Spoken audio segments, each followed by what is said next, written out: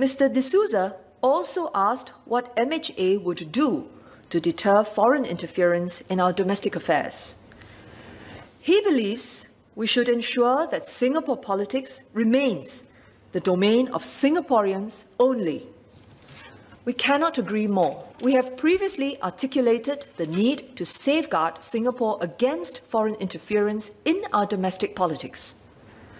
The threat has always been present, but in recent times it has risen in potential and severity because of the increasing ease to carry out such operations. Since time immemorial, states have sought to subvert others to achieve their own objectives. This can take various forms, such as hostile information campaigns and subversion operations to manipulate domestic political discourse and to influence politically significant organizations and persons. There is also value to polarizing views and turning people against each other. Doing so can weaken a country's resolve and strengthen the attacker's bargaining position. Singapore needs to be open to the world to make a living, but our diversity and openness also present opportunities for foreign actors. In the 1970s, we were the target of two interference operations involving our newspapers, the Eastern Sun and the Singapore Herald. The newspapers received funding from foreign sources and ran articles to undermine our nation-building efforts. In 2018 and 2019, when we were facing bilateral issues with our immediate neighbour, there was a curious spike in online comments critical of Singapore. Many of these comments came from anonymous accounts, which sought to give an artificial impression that there were significant and fundamental objections to Singapore's position. In recent years, we have seen concerning developments overseas. Globally, cases of cyber-enabled foreign interference in elections increased from 7 between 2011 and 2015 to 41 between 2016 and 2020. So you compare the two time periods, a six-fold increase. We have also seen reports from Australia and other countries that foreign powers and their agents attempted to influence their politics by buying off political parties and politicians.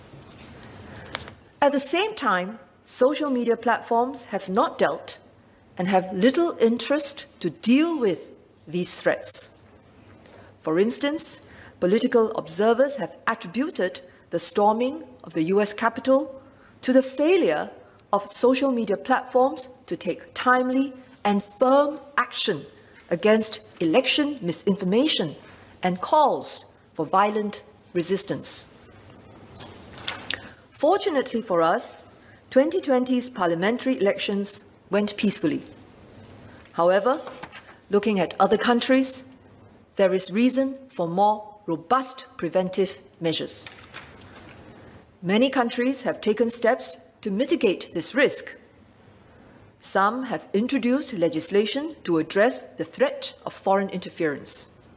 For instance, Australia has made it compulsory for those who undertake activities on behalf of foreign principals to make public disclosures to deter covert attempts to influence.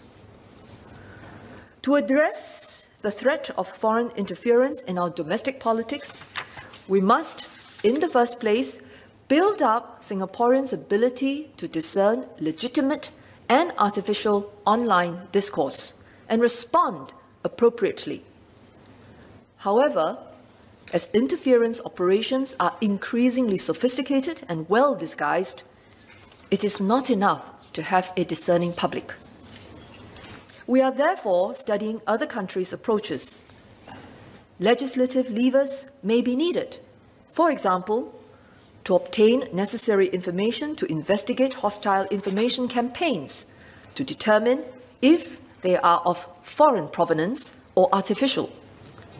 To break the virality of such campaigns, if they are indeed conducted by foreign actors to subvert our domestic politics, and to carry counter-messaging to alert Singaporeans to these ongoing hostile information campaigns. Given the recent experiences of other countries, we need to consider further measures to guard against foreign subversion of politically significant individuals and entities. For example, what levels of transparency in funding, support, and leadership is appropriate for whom? The public has a big part in this, to shape proposals and to give the eventual safeguards their strongest support. It is the only way we can effectively deter bad foreign actors from exploiting our vulnerabilities.